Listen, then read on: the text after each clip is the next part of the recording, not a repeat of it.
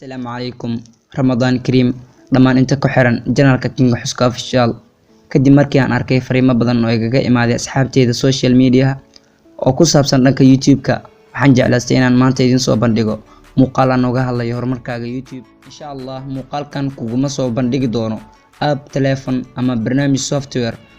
oo ka saacideynaya inaad heshid subscribe badan laakiin muuqaalkan waxaan kugu soo bandhigi doonaa talaabooyin ka saacideynaya inaad dhaqso horumar uga gaarto YouTube-ka oo aad heshid dad badan oo kugu xiran haddii aad talaabooyinkan si rasmi ah u raacdid magacaygu waa Xuseen Cabdiraxmaan halkan waa King Xuska Official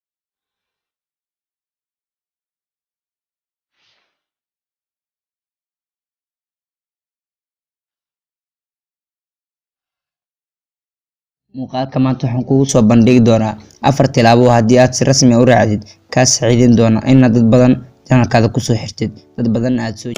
talaabada koowaad waa doorashada mowduuca YouTube-kaaga doorashada mowduuca YouTube-ka waxaan kaga jeedaa inaad dooratid mowduuc ku habboon YouTube-ka inaad soo dhigtid mowduuc fiican inaad dooratid sida inaad sameysid riwaayad inaad sameysid challenge inaad sameysid short films inaad sameysid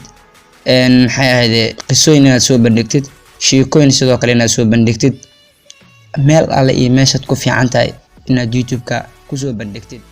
sidoo kale waxa ku banaan oo aad sameyn kartaa inaad barnaamijyo isku dhaxwadid sida inaad isku dhaxwadid riwaayado sheekooyin wax la nooc inaad isku dhaxwadid waa sameyn kartaa YouTube-kaaga adiga xor ah laakiin waxa mar walba muhiimada aad saartaa sida dadka kugu xiran aad ku qancin leed sababta dadka kugu xiran waxay ku yihiin macmiil ayuu ku yihiin kugu xiran sidaad ku qancin lahayd ayaa mar walba falkeeda inaad ku jirto laga rabaa talaabada labaad waa qurxinta muuqaalka oo aan ogala jeedo inaad muuqaalkaada ka soo dhigtid mid heer sare ah oo qofka daawanaya uu ku raaxaysan karo haddii qofku xitaa uusan ka helin mowduuca aad wadid ama barnaamijka aad ka helaysid qofka ha ku qanco qaabka aad videoga u soo hagaajisay ama qaabka aad muuqaalka u soo jarjartay u soo hagaajisay qofka ha ku qanco la imow video aad uga soo shaqeysay aad u qurux badan dadku markaa way ku tixgelinayaan markaad muuqaalkaaga aad si fiican u soo hagaajisid dadku way ku tixgelinayaan ha sameyn inaad muuqaalkaaga in adoo barnaamij fiican wada oo barnaamij aad u muhiim wada inaad videoga hagaajintiisa ku soo dhedheeshid haddii videoga aad ku soo dhedheeshid oo aad si fiican u soo edit gareenin qofku xiiso uma yeelanayo inuu daawado videogaas iska soo hagaaji muuqaalka ana ka walwalin inaad heliyso wax aad muuqaalka ku hagaajiso haddii aad isticmaasho mobile waxaad ku hagaajin kartaa muuqaalada barnaamijyo badan oo ka mid yahay FiveCut Pro KineMaster Power Director waxaan kugula talinayaa inaad isticmaasho KineMaster kaas ay ah midka ugu quwad weyn ama ugu awood weyn ee wax lagu edit gareeyo marka la joogo mobile hana ka walwalin iPhone iyo Android ba waa uu ku shaqeynayaa KineMaster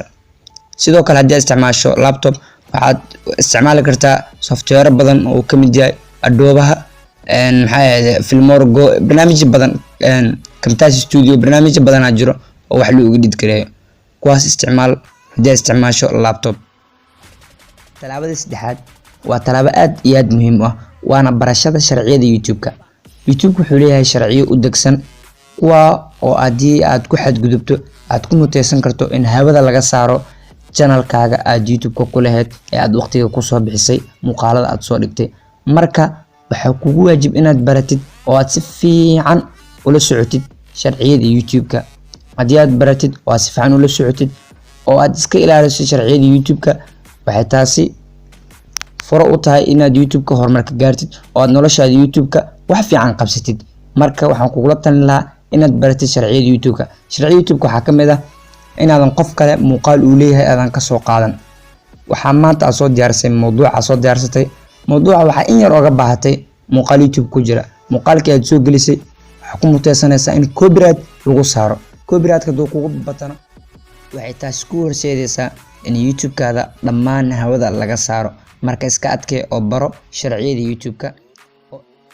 talaabada afraad ee ugu dambeysa waa hagaajinta title-ka iyo thumbnail title waxaa la yiraahdaa magaca lagu qoro videoga ama muuqaalka aad soo dhigtay waxa aad ku qoraysid ayaa loo yaqaanaa title-kaas iska hagaaji waa qodob muhiim ah si fiican wax muhiim ah ku soo qor iyo mowduuca aad ka helayso wuxuu ku saabsan yahay thumbnail waxa waaye sawirka kor la saaro videoga intaan lagu dhufan ka hor qofka usoo muuqda sawirkaasna si fiican isaga dad usoo edit gareysid dad ayaa kugu soo xirmay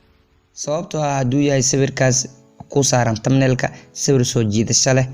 dadka way daawanayaan ama way ku dhufanayaan muuqaalkaaga halkaasna waxaad ka helaysaa dadku ku soo xirma oo subscribe ku saara aad iyo aad baad ugu mahadsantahay daawashada muuqaalkan waxaan kaaga mahadcelinayaa waqtiga aad gelisay daawashada muuqaalkan fadlan haddii aad channelka ku cusub tahay subscribe saar sidoo kale gambaleelka furo like saar sidoo kale muuqaalka sii share garee si uu dad badan u gaaro muuqaalkan haddii muuqaalkan adigu ku xuseenin share sidee qof asxaabtaada kamid ah ayaa u baahnaan kara mowduuca xiga aad u baahantahay inaan kaga soo hadlo youtube-ka soo dhig qaybta hoose ee commentiga ama commenti ka soo bixi muuqaalkan Ramadan Kareem waxayna balanaha muuqaalkan muuqaalka xiga insha Allah